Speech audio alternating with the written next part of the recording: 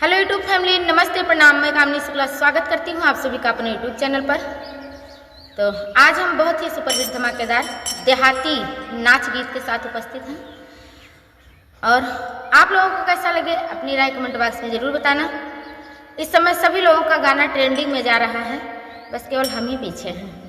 तो आप लोग ऐसा मत करिए, हमें भी आगे ले चलिए, क्योंकि रोज़ उम्मीद लगा कर रखते हैं कि आज हमारा गाना वायरल होगा, लेकिन किसी दिन वायरल नहीं होता है। तो आप लोगों के हाथ में सब कुछ है, आप लोग चाहो तो आगे ले जा सकते हो, अगर नहीं चाहो तो पीछे भी कर सकते हो।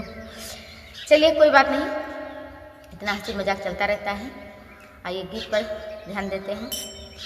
हो चांद चले ऐसी नारी पनिया का गई, चांद चले ऐसी नारी पनिया का गई, पनिया का गई, पनिया का गई, चांद चले ऐसी नारी पनिया का गई। ससुरु जी पूछे बहुहरी कहाँ गई, ससुरु जी पूछे बहुहरी कहाँ गई, बहुहरी कहाँ गई, बहुहरी कहाँ गई। ओ घैला गगरी पुअरी कुमारा घर गई, गैला गगरी पुअरी कुमारा घर गई, चांद चले ऐसी नारी पनिया का गई।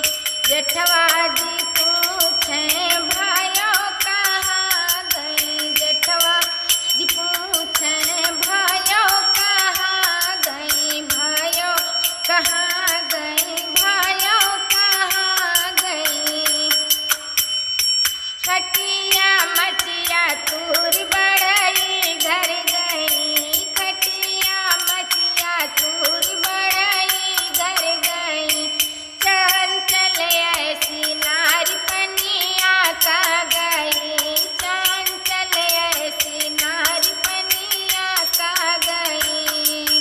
देवराज पूछे भाभी कहाँ गई, देवराज पूछे भाभी कहाँ गई, भाभी कहाँ गई, भाभी कहाँ गई।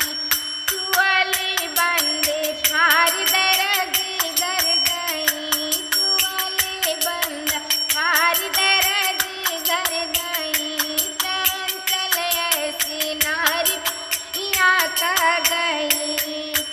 बलमा जी पूछे धाना कहाँ गई, बलमा जी पूछे धाना कहाँ गई, धाना कहाँ गई, धाना कहाँ गई। अड़हरी जंदरी छुअड़ी बगिया माँ गई, अड़हरी जंदरी छुअड़ी बगिया माँ गई, चांद चले ऐसी नारी पनिया का गई, चांद चले ऐसी नारी पनिया का गई। कैसा लगा आप सभी को अपनी राय कमेंट बॉक्स में जरूर बताना। मिलते हैं अगले गाने के साथ, तब तक के लिए धन्यवाद।